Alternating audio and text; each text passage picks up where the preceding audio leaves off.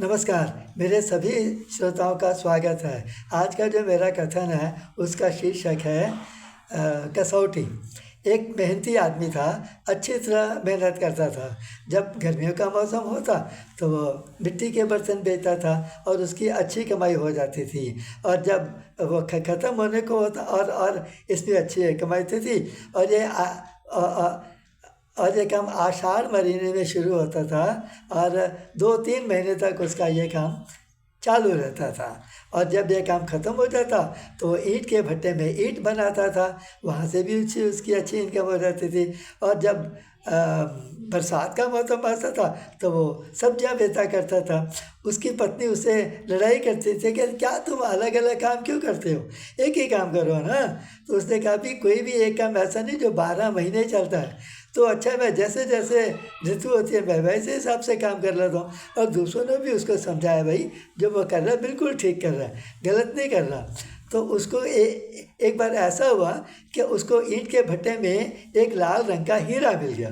अब उसे तो पता नहीं था कि वो हीरा कितना महंगा है, कितना सस्ता है, कितने बड़े काम का है, तो उसको पता नहीं था।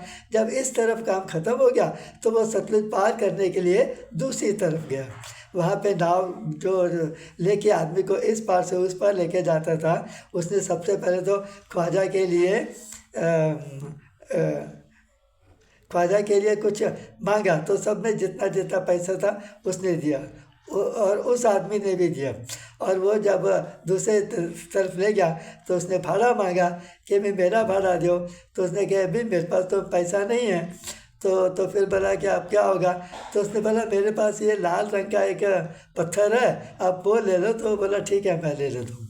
तो मल्लाह ने वो पत्थर ले लिया और उसने अपनी नाव के ऊपर जो 3 कोनों का बांस का था बना हुआ, वहाँ पे उसने रख दिया और वो अपना काम करने लगा। एक आदमी जो उस हीरे के बारे में जानता था वो उसके नाव में बैठा। तो उसने उसको पूछा कि भैया वो जो हीरा वहाँ पे रखा हुआ है तुम्हें बेचना है तो मैं ले लेता हूँ। तो उसने कहा भी मुझे तो पता नहीं इसकी कीमत है कितनी है, आप तो जानते नहीं हो। तो उस आदमी को भी पता चले कि इसको तो इसकी कीमत का पता नहीं है। तो उसने कहा चलो तुम कहो तो मैं तुमको 2 रुपये दे देता हूँ।